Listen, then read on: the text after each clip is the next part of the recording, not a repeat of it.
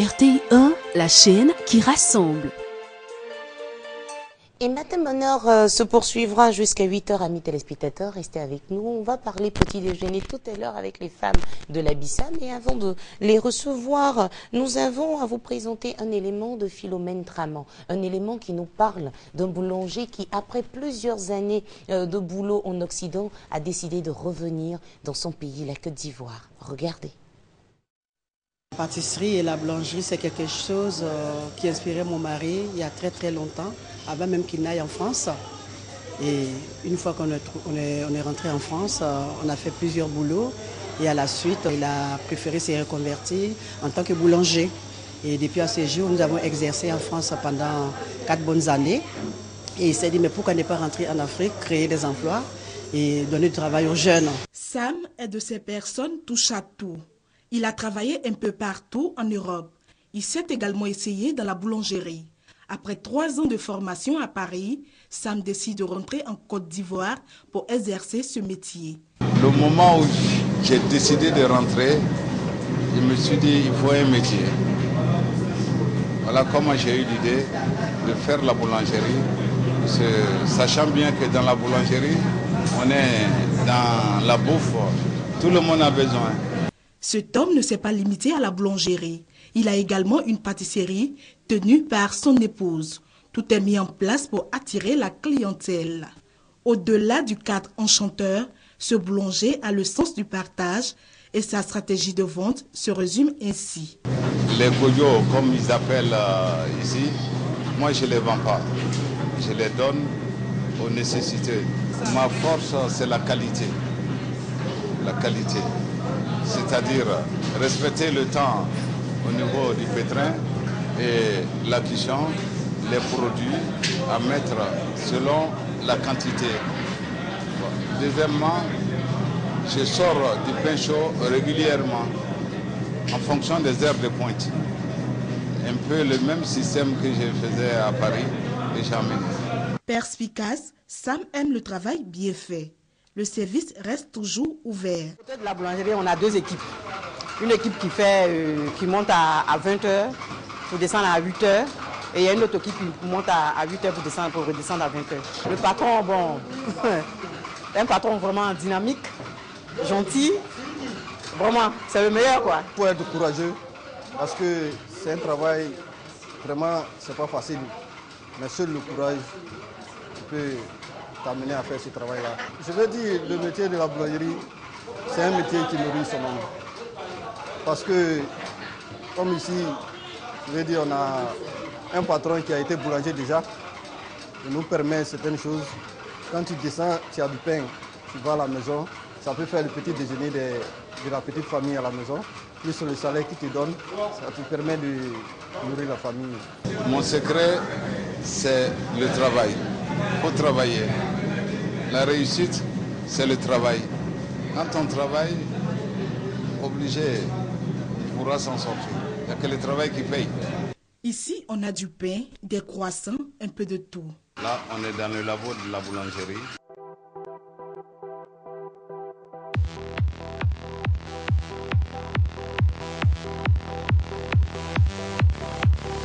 Ici, nous sommes dans le labo de la pâtisserie.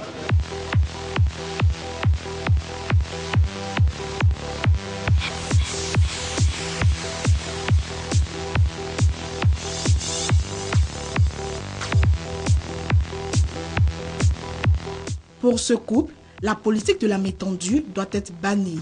Ils se projettent ainsi dans le futur. Si Dieu pouvait nous aider à le réaliser, installer les jeunes boulangers professionnels, je dis bien professionnels. Et quand on rentre dans une boulangerie, il y a un qui se dit « je suis pétrisseur, je suis façonneur, je suis enfourneur ». Dans la boulangerie, il n'y a pas ça. On est boulanger ou on ne l'est pas. Ces enfants que j'ai encadrés pendant des années, aujourd'hui, seuls, ils peuvent faire tourner une boulangerie. Après Abidjan, cap est mis sur la ville de Daloa, où une autre boulangerie vient de voir le jour. Merci à Philomène Dramant qui nous a conduit à la rencontre du boulanger Sam et je crois qu'on va retrouver le groupe Sam demain pour le petit déjeuner. Mais pour aujourd'hui, nous sommes avec les mamans de l'Abissa. Dans quelques semaines, on aura droit à cette grande fête l'Abissa. Le plateau de Matin Bonheur prend donc les couleurs de l'Abissa avec Madame Evolan Yaba Afoué qui est responsable du village gastronomique de l'Abissa. Bonjour. Bonjour. Merci d'être avec nous. Madame Emilienne Naki est la reine-mère de Petit Paris de Grand Bassam. Bonjour. Bonjour. Alors, une reine-mère, c'est celle-là même qui dirige tout, c'est ça? C'est ça. Donc, vous êtes un peu la présidente du quartier ou dites-nous un peu votre fonction, on veut bien comprendre. La reine-mère, c'est d'abord, dans la tradition, c'est elle qui détient le trône. C'est-à-dire c'est la première conseillère dans la maison du chef ou du roi. Ah, d'accord. Voilà. Maintenant, le premier conseiller, lui, c'est du côté extérieur. Sinon, dans la maison, c'est la reine-mère qui détient le trône.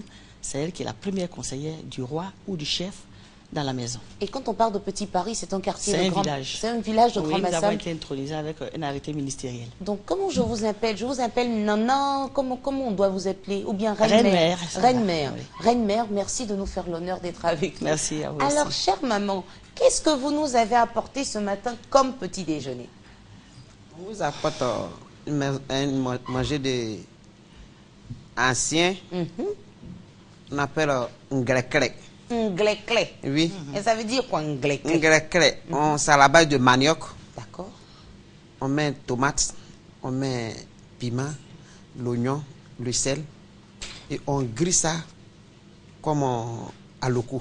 D'accord. Donc, ce sont les ingrédients qu'on a Ce dans sont les ce ingrédients panier. qui est là-bas. Voilà, maman, il faut incliner ça. Voilà, Oui, simplement. voici les ingrédients. Que Vous on a pouvez fait me ça passer, comme ça. pouvez me passer le talier, s'il vous plaît, reine-mère. Merci beaucoup, que je montre un peu aux téléspectateurs ce qu'on a exactement. Voici les ingrédients Donc, on a qu'on le a pris. manioc, de l'oignon, Oui. du piment, de la tomate. Et un peu de sel. Un peu de sel à côté. Oui. Voilà. Mais quand on a ça, on grille avec quelle huile? Je vois On que c'est grille de avec l'huile huile rouge. De l'huile rouge. Oui. Ça va pas nous faire grossir. Non, ça va pas te faire grossir. D'accord. très Donc, bon. quand on a ces ingrédients-là, mais le manioc qui est là, on dirait, ça ressemble un peu à de la tchéké, je sais Non, pas. la manioc a été bien filtrée. Ah, d'accord. Apparemment comme la tiquée. La tchéké. On râpe le manioc, râpe. Oui. on tamise comme la tiquée. Mais c'est dans la D'accord. préparation qu'il y a la différence. Il y a la différence. Très bien. Très bien. Donc, quand on a ça, la première étape, c'est de mettre de l'huile au feu. De l'huile au feu. L'huile rouge, de Huile préférence. rouge. Oui, huile rouge. Quand c'est bien chaud, maintenant tu mets manioc là. Un peu, petit à petit.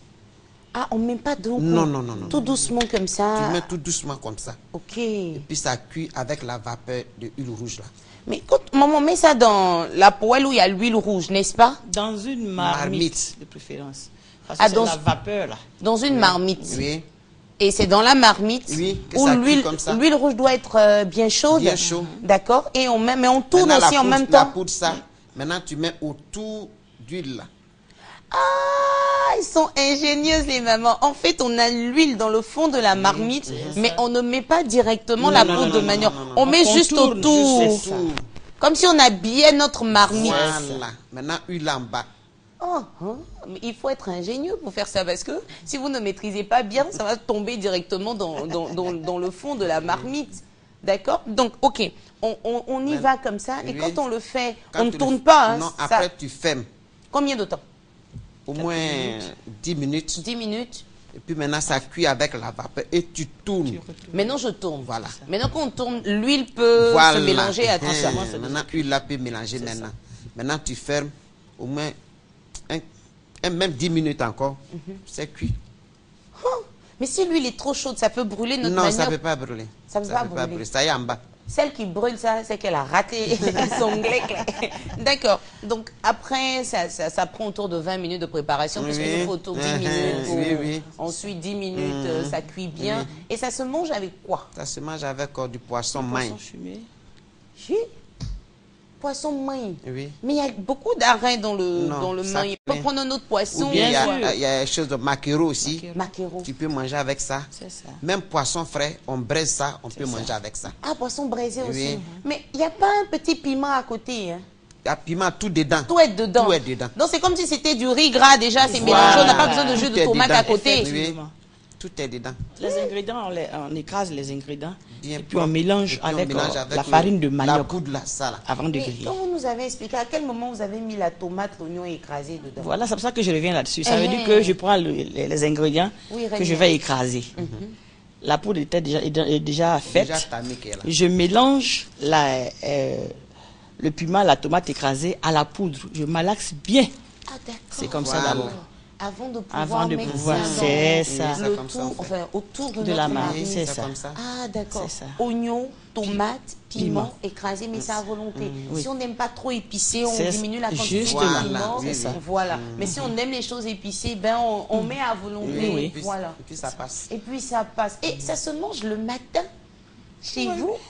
Tu peux manger ça matin. Même à midi, même aussi, tu peux manger. C'est parce qu'on prend pour aller au champ. On dirait que quand on prend ça, on est lourd pour toute la journée. C'est ça, mais justement. Mais quand tu vas, tu fais tout ton travail que tu peux faire. Et puis tu reviens le soir pour manger le foutou. Le soir, maintenant, tu montes ton foutou. Très bien. Alors, je ne sais pas, vous avez prévu une assiette pour Tata Naomi? Oui. Parce que je vais déguster et puis je vais dire aux téléspectateurs comment on trouve ce petit déjeuner, ainsi que tous les invités de cette matinale. C'est le petit déjeuner des femmes de l'Abissa. Mais dites-nous, comment vous vous apprêtez pour cette grande fête? Comment je suis habitué. Donc, actuellement que c'est presque arrivé, déjà je suis prête à faire mon travail que je fais. Qu'est-ce que vous faites exactement? Parce qu'on nous dit que vous êtes responsable du village gastronomique de l'Abissa. Donc vous avez beaucoup de femmes que vous dirigez? J'ai 5 femmes. 5? 5 femmes. 5 femmes? Oui. Pour la semaine. Ah bon, d'accord. Oui. Mais pour tout ce qu'on va voir là? Pour tout ce qu'on va voir là, j'ai 5 femmes. Je complète 6. Puis je fais tout ce travail. Non, il y a des jeunes filles qui vous aident ou... Oui, mes filles sont là pour nous aider pour laver les assiettes. Mais j'ai 5 femmes qu'on prépare tout. Attendez, dites-nous, c'est pour un petit village, mais c'est pour tous ceux qui vont venir pour le village gastronomique. Oui. Donc on a des marmites comme ça. Oui, j'ai des grosses marmites. Mais maman, dites-nous, il faut les petits secrets des mamans. Comment vous faites? Et puis, vous avez de grosses marmites comme ça, quand vous préparez... Je veille sur les manger là. Jusqu'à matin, c'est cuit. Non, mais comment vous faites lorsque vous préparez? Il y a un petit secret que moi je cherche. Ça ne brûle pas, ça ne crame pas. C'est pas salé. Je veux dire que c'est comme si c'était une petite quantité. Parce que plus la marmite est grande, la quantité de la nourriture est importante, plus on a des difficultés. Le petit secret pour ne pas faire d'erreur. Souvent, quand il y a le riz à préparer en grande quantité, comme on dit chez nous, la reine, mais ça tombe dans l'eau. Comment vous faites? Comme on a habitué, on mesure tout. C'est ça, c'est l'habitude. Maman, pour un kilo de riz, si c'est 1 kilo de riz, tu sais quelle eau il faut prendre. Si c'est beaucoup, si c'est 15 kilos, tu sais comment il faut mesurer l'eau là. Effectivement. Toujours c'est propre. Il y a un dosage. Il faut être habitué. C'est l'habitude. Il faut être habitué. Actuellement, tu es habitué, non?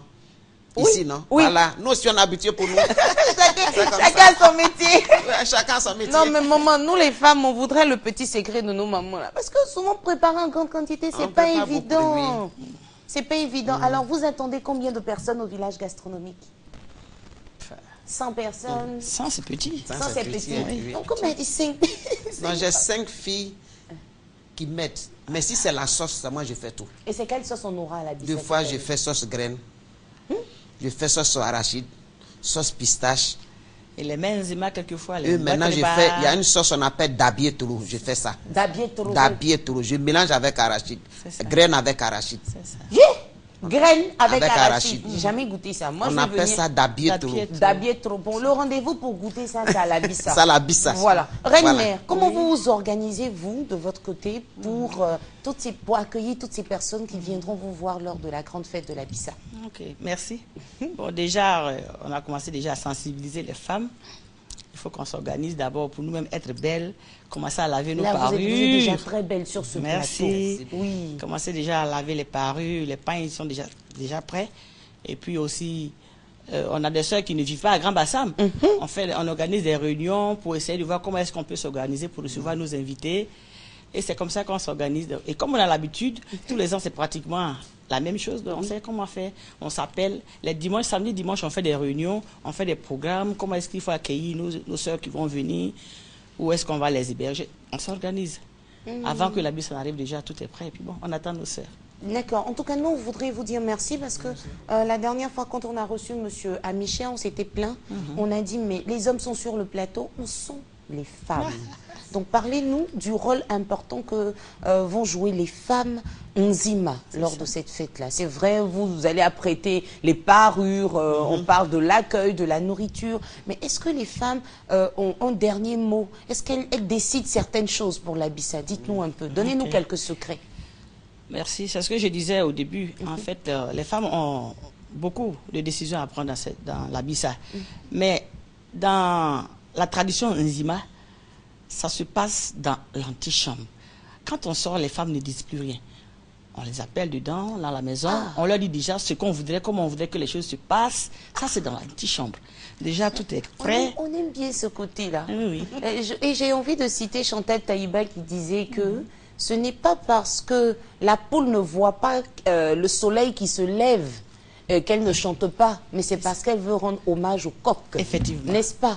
Donc, madame a déjà tout décidé dans l'antichambre. C'est ça. Et puis, monsieur vient se jouer les baraquets. Alors, monsieur Amichi, à vous qui nous regardez, le président du comité d'organisation de la Bissa.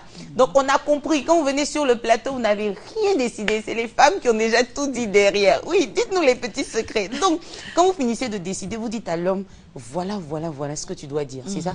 Ah oui, voilà il nous dit ce qu'il veut dire. Quand c'est bon, on accepte. Bon, quand il y a des choses qui ne nous plaisent pas, on essaie de corriger, on donne notre apport, nos idées, et puis mettre tout ça ensemble, et puis on tire ce qui est positif pour le peuple. Puisque le peuple, c'est et les femmes et les hommes. Et les hommes. Et puis bon, c'est comme ça que ça marche. Mais vous qui êtes reine-mère, quel est le secret que vous utilisez pour faire passer une idée sans pour autant frustrer l'homme, sans pour autant toucher à l'orgueil de l'homme? Parce que souvent les hommes, c'est difficile de leur dire fais ce que je veux. Hein. C'est ça. Un secret pour nos autres mamans qui nous suivent. Bon, il y a aussi le premier conseiller homme qui est là. Donc, quand on part dans l'antichambre, que ça ne va pas trop, on va voir le premier conseiller. Il y a les sages qui sont là. Il y a un conseil du sage. Tout ça, c'est dans l'antichambre. Non, on ne traite pas nos affaires au dehors. Le linge sale se lave en famille. C'est ça. Et les conseillers sont là, ils essaient de voir, donner des conseils soit à la reine-mère, soit au chef. Ceci n'est pas bon, ceci est bon. Et quand on sort, ça veut dire que déjà tout est réglé dans l'antichambre. Au dehors, là, tout le monde est d'accord avec ce qui se passe. La femme ne parle plus. Ça. Alors, chère maman, vous qui nous regardez, voici le secret des femmes Nzima. On ne dit rien dehors. Dehors, la femme se tait, mais dans l'antichambre, elle peut faire part de ses souhaits. Et ça passe plus facilement pour les hommes souvent qui ne veulent pas qu'on les contredise devant tout le monde. Et tout le monde a son orgueil, c'est comme ça. Dans l'antichambre, les choses passent mieux. Alors, nous, on voudrait dire encore merci à maman Evolan Yaba Afoué. Vous êtes responsable du village gastronomique de la Bissa. On a parlé du Ngleke. Alors, monsieur Yaon, chef de plateau, il faut vous apprêter. Je vais déguster tout à l'heure. Et ces glacières qu'on a là, c'est pour toutes les personnes qui viendront sur ce plateau, les invités. L'équipe technique, ne vous inquiétez pas, la réalisation, Christelle Akoussa et toute la bande, vous avez votre part, les cadres, tout le monde sera servi. Mais c'est juste pour ceux qui ont fait Matin Bonheur. Hein. Ne sortez pas de je ne sais où pour dire qu'on est de la RTI. C'est juste pour l'équipe de la matinale. Merci aussi à la reine-mère de Petit Paris de Grand Bassin, Madame Emilienne Naki. Peut-être qu'on va se retrouver la semaine prochaine. Oui, bien sûr. Par la grâce de Dieu. Et puis de préférence, nous souhaiterons que ce soit le mercredi. Parce que le mercredi, c'est la journée des femmes. Le mercredi dans la Bissa, c'est la journée des femmes. C'est la journée où les femmes décident de tout. Elles font tout ce qu'elles veulent. Elles s'habillent. On parade dans la ville. Bon, en tout cas, c'est la journée. Hein. Bon, ça veut dire quoi? Je parle maintenant pour Maman, qu'est-ce que vous avez dit? J'appelle maintenant mes sœurs apolloniens. Oui. De Bassam et d'ailleurs. Ils n'ont qu'à venir nous aider à danser la Bissa. Danser la Bissa. Dans danse aussi, on a besoin d'aide. Oui. Alors, pour votre doléance, comme vous avez dit, on va régler ça dans l'antichambre. Parce que les mercredis, si Christelle Mélède, je crois, on a refait le programme de Matin Bonheur. Donc lundi, mardi, Naomi Alafé, mercredi, jeudi, Christelle Mélède et vendredi, samedi, Mariam Koulibaly. Donc dans l'antichambre, on va voir avec les autres équipes s'ils peuvent nous aider. Donc dans l'antichambre, on vous donnera la réponse. C'est vrai que vous êtes avec nous jusqu'à 8h parce que vous décidez de servir tous les invités. Nous, on vous dit merci, mais on vous raccompagne avec cet élément qui nous présente les moments forts de la chaîne qui rassemble, sinon des chaînes du groupe RTI. C'est la matinale, pardon, c'est le zapping de la matinale. Les lunettes, c'est toujours votre accessoire préféré. Voilà, parce que j'aime regarder l'Afrique en couleur, parce que sinon... Et vous la voyez en couleur dans vous, non, derrière pour que je vous, puisse vivre en Afrique, il faut que je mette un peu de couleur dessus, parce que l'Afrique, je te jure... C'est pas évident, mais vous êtes africain.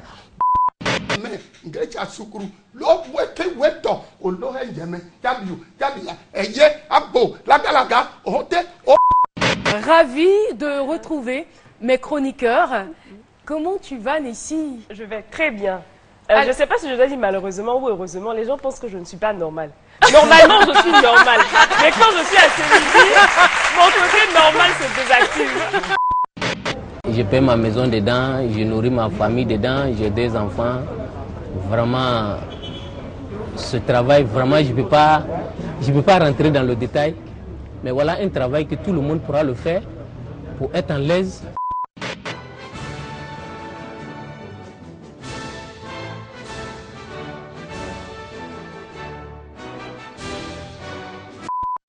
Voilà un vieux panneau qui n'a plus, lui, il ne doit plus être là. C'était une zone industrielle qui était prévue du côté droit, Bounoumé et Ah bon? Mais ça a été déclassé, ce n'est plus. Donc le panneau n'est pas d'actualité, mais il est toujours là. Et ça pourrait perdre... Enfin, voilà. Moi, j'ai jamais fait attention aussi à ça. Ah oui, mais ce soir, mais pour le touriste qui arrive, c'est tout ça, il voit, hein, c'est comme ça, il est orienté. Vous étiez... Et ça n'a pas changé, la façon de bouger, de danser. Ouais. C'est toujours l'idée du vent et tout. Exactement. Et je pense qu'on va comprendre un peu plus tard pourquoi est-ce que les gens tombent en transe lorsque vous chantez. C'est toujours l'idée du vent qui les... Non, c'est pas ça, c'est parce que je suis un artiste qui a beaucoup d'expérience. L'école est mieux, hein, mais vraiment, apprendre un métier, c'est mieux d'être...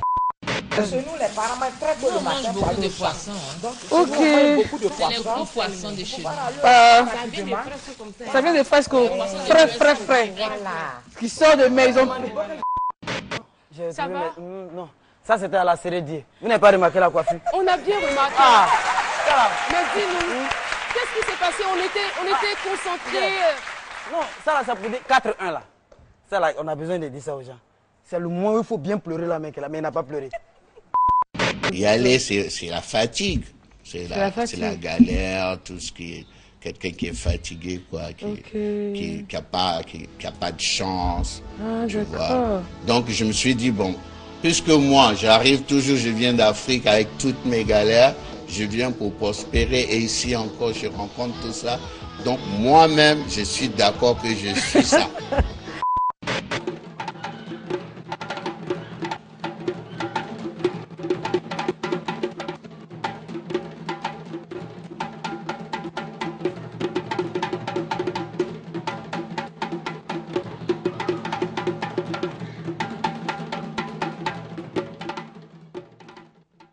Et c'était le zapping de la matinale qui nous permet de recevoir à présent sur notre plateau Monsieur Mamadou Ouattara, qui est le vice-président de la Fédération des praticiens de santé naturothérapeute de Côte d'Ivoire. Il est avec nous aujourd'hui pour nous entretenir sur ce thème, médecine traditionnelle et bien-être. Bonjour. Bonjour Naomi. Merci d'être avec nous. Merci. Redéfinition pour les anciens téléspectateurs et définition pour les nouveaux téléspectateurs de la médecine traditionnelle. Bien, la médecine traditionnelle, c'est cette médecine qui nous a été transmise depuis des générations, depuis toujours d'ailleurs, donc des méthodes propres à l'Afrique pour pouvoir diagnostiquer, soigner toutes les maladies qui se présentent aux populations. Et qu'entendez-vous par bien-être? Bien, le bien-être, c'est de vivre une vie agréable, d'être à l'aise, n'est-ce pas, à l'abri de toute inquiétude, de tout ressentiment, et tout stress. Ouais. Tout à l'heure, permettez-moi de parler d'autre chose. Tout à l'heure, vous avez suivi le petit déjeuner présenté par les femmes de l'Abissa? Oui, vous avez suivi de loin parce que vous vous apprêtiez aussi à venir sur ce plateau. Alors, on vous donne la possibilité de déguster maintenant et c'est pour cela que maman, je crois, Afoué arrive. Voici votre onglet clé. Voilà, on donne ça aux personnes qui nous tiennent à cœur. Hein. Merci, mamie. Merci beaucoup. Bon, nous, on va déguster ce matin et c'est ce qu'on mange hein, en pays Nzima. Voilà, pour le petit déjeuner. Monsieur Yao, est-ce qu'on ne va pas penser aussi à avoir un peu d'eau pour notre invité? Bon, onglet clé. Les cadres sont en train de me lorgner parce qu'ils ont envie d'être à ma place. Alors, monsieur Mamadou Ouattara, on y va, on déguste ces matins bonne heure, donc on peut prendre le petit déjeuner en direct. Non, ça me rappelle le village. Hein. Attends, je ne vais pas influencer le point de vue de mon invité. Monsieur Mamadou, ça se prend avec du poisson fumé. Oui. Attention aux arrêts, c'est du maïs quand même. Hein. Prochainement, on va avoir la musique de l'Abyssa en fond sonore parce que c'est le petit déjeuner couleur Abyssa.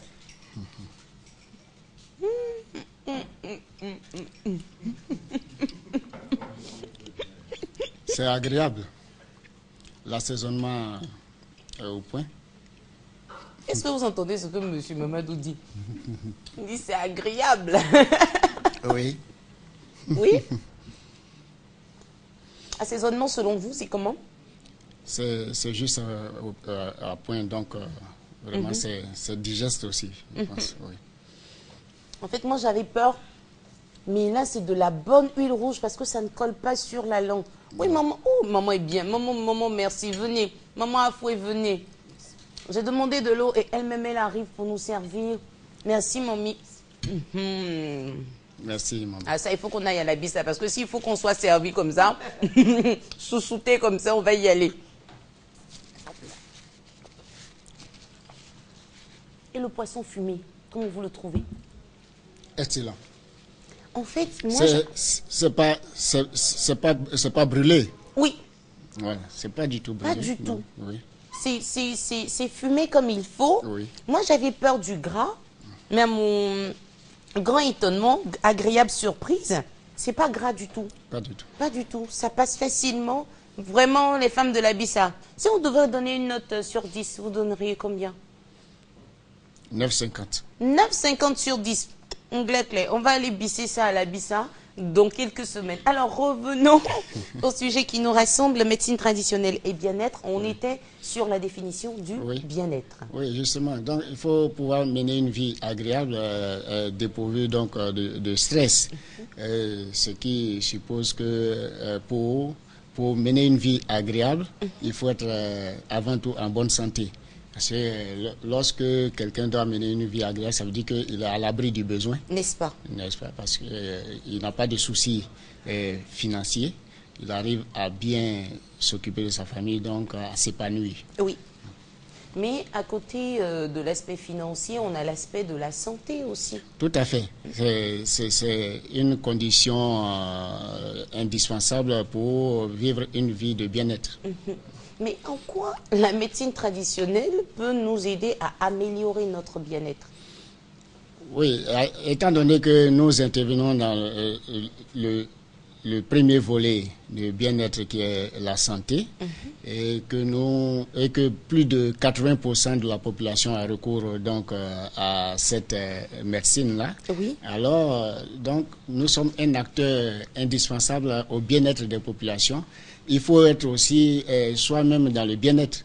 Celui qui doit apporter le bien-être, il faut que lui aussi soit dans les conditions optimales pour qu'il puisse aussi s'épanouir.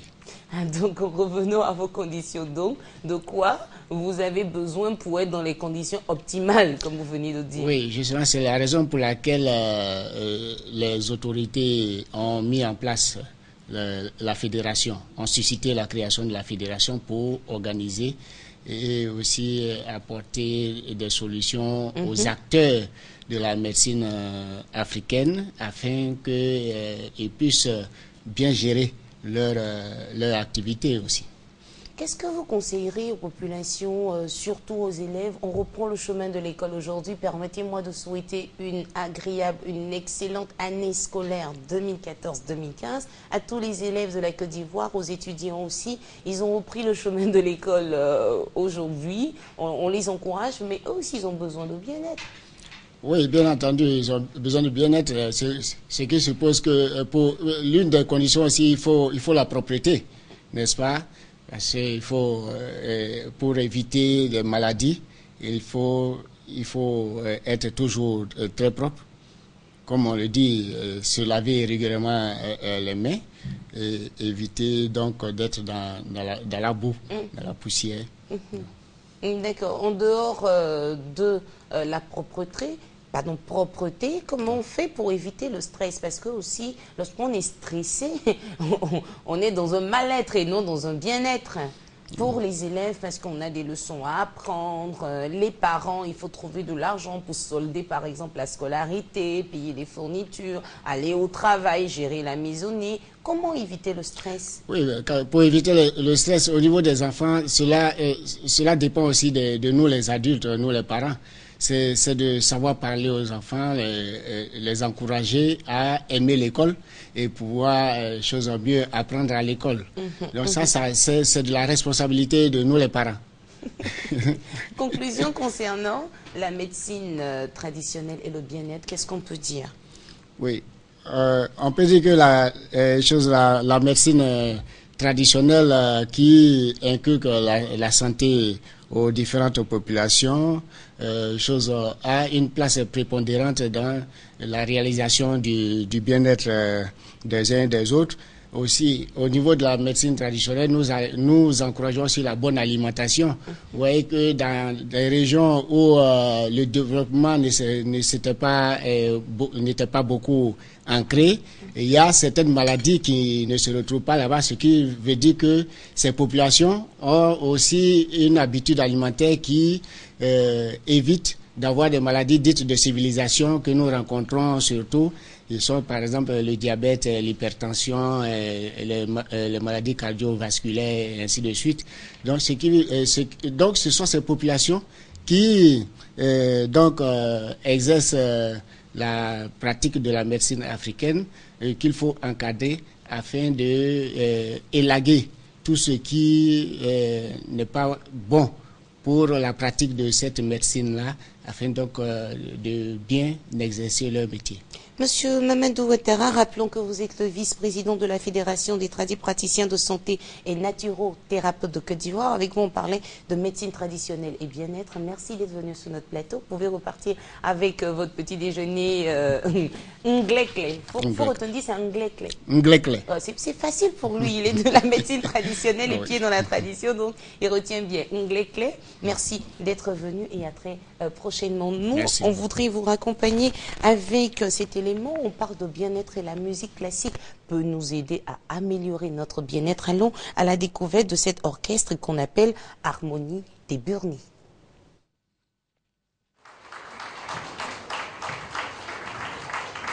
Ils sont au nombre de 31 avec un chef d'orchestre. Eux, c'est l'Harmonie de Burnies.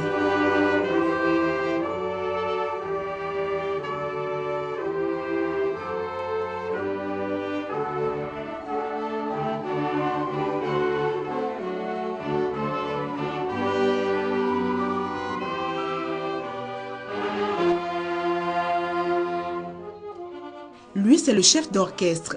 Il coordonne par ses gestes le jeu des musiciens. Tout est minutieusement organisé. Il joue en parfaite harmonie.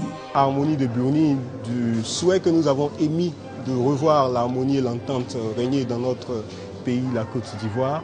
Le groupe de musiciens que nous sommes avons opté pour un genre classique et nous interprétons donc des œuvres de compositeurs célèbres de musique classique, que ce soit d'origine occidentale ou d'origine africaine.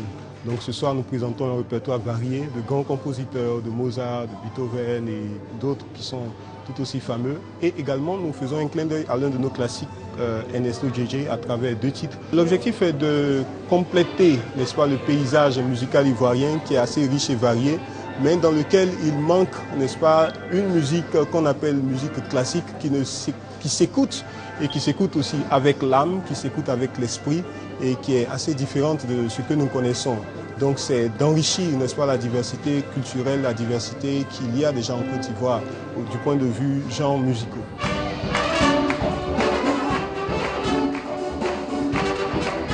Les passionnés de la musique classique ne boudent pas leur plaisir. On peut dire, la musique est à l'âme ce que l'eau est au corps. Véritable moment de communion musicale.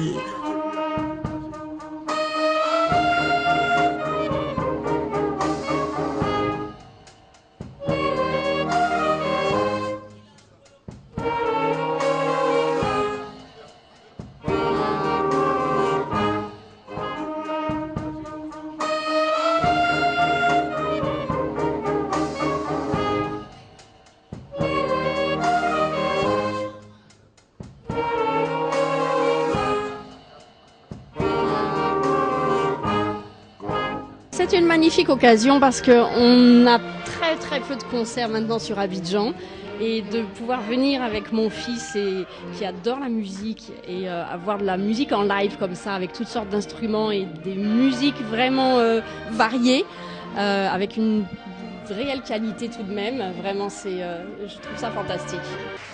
Déjà, c'est une belle initiative parce que c'est de la musique classique. Et en Côte d'Ivoire, en Afrique, on n'a pas l'occasion d'entendre ça. Ce que vous devez remarquer, c'est que sur l'ensemble des 30 musiciens à peu près, la trentaine de musiciens qui composent cette harmonie, vous comptez au moins 17 jeunes filles. Ce sont des choses qui sont remarquables. C'est le travail fait par l'INSAC et c'est l'occasion pour moi de rendre hommage à quelqu'un qui est parti, M. Eric Daleba. C'est son travail, c'est sa vision, ça a été la vision des professeurs de sa génération. Ils se sont employés à former ces jeunes filles-là aux instruments avant, parce que la Côte d'Ivoire n'en a pas.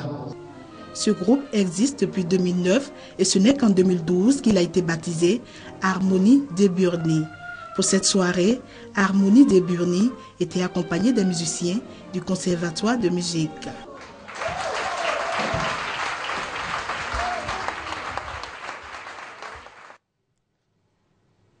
Merci à Philomène Dramant. Grâce à elle, on a pu avoir de la musique douce, reposante, agréable pour nos oreilles. Amis téléspectateurs, Monsieur Kwasi Jean-François vient de nous rejoindre. Bonjour. Merci d'être avec nous. Premier jour d'école. Oui, premier jour d'école, c'est aujourd'hui officiellement, la date de la rentrée scolaire. Même si certains élèves ont déjà pris le chemin de l'école depuis quelques semaines, mais officiellement dans tous les établissements, c'est aujourd'hui. Oui, et pour aller à l'école, il faut être en forme. Bien sûr, il faut être très en forme. On espère d'ailleurs que le maximum d'élèves ont quand même pu se reposer convenablement pendant les vacances. Voilà, parce que c'est une année scolaire entière qui vient de commencer aujourd'hui, hein, puisque les cours vont commencer d'ailleurs déjà à partir de la semaine prochaine. Il y en a qui vont commencer déjà avec les révisions aujourd'hui des enseignants. Exactement. Qui vont commencer avec des révisions aujourd'hui. Les cours vont démarrer effectivement dans la majeure partie des écoles d'ailleurs à partir de la semaine prochaine. Et c'est plus de 4 millions d'élèves d'ailleurs que nous avons qui rentrent ce matin à l'école. Parmi eux, il y a certains qui entrent à peine à l'école, qui découvrent l'école pour la première fois. Soit à la maternelle, soit... Petite section. Oui. C'est cela. Il y en a qui viennent à peine d'être affectés en 6e ou encore orientés en seconde. D'autres encore n'ont pas eu cette chance-là. Soit on doit reprendre sa classe, donc on redouble, ou alors on est carrément exclu de l'école, c'est-à-dire qu'on n'a pas pu avoir la moyenne pour reprendre la classe, donc on est carrément renvoyé. Et la problématique qui se pose pour beaucoup de parents, mais également pour beaucoup d'élèves, c'est la question du choix de l'établissement. Mais avant de choisir l'établissement pour aller à l'école, il faut qu'on ait le ventre plein. C'est pour cela que je vais demander à maman Afoué de nous apporter le petit déjeuner. C'est du onglet clé. Hein? Ça se prend pays Abissa. Non, elle peut venir. Maman vient directement. Il n'y a pas de souci. Voilà. Nos mamans se sont levées très tôt le matin pour faire plaisir à tous les invités de la matinale. Maman Afoué, merci beaucoup. C'est un honneur, une maman, elle nous chouchoute, c'est la rentrée scolaire. Elle donne donc le petit déjeuner aux enfants avant qu'ils ne prennent le chemin de l'école. Alors, c'est à votre tour de goûter. C'est exercice obligatoire pour tous les invités. J'ai le temps, amis téléspectateurs, de vous dire que Monsieur Kwasi Jean-François est conseiller d'orientation, membre de l'ONG grandécole.net. Avec lui, aujourd'hui, on parlera bien sûr de la rentrée scolaire, mais le point sur lequel nous allons nous attarder, c'est quelle école choisir pour son enfant. On va dans un établissement public ou privé, l'école qui est située tout près de la maison. On fait d'abord une enquête avant de prendre la décision d'y mettre son enfant. Ben, écoutez, à toutes ces questions, Monsieur Kwasi Jean-François, conseiller d'orientation, membre de l'ONG grandécole.net, va essayer d'y répondre. Il a pris son petit déjeuner. J'ai dit, il faut être en forme le matin pour commencer la journée.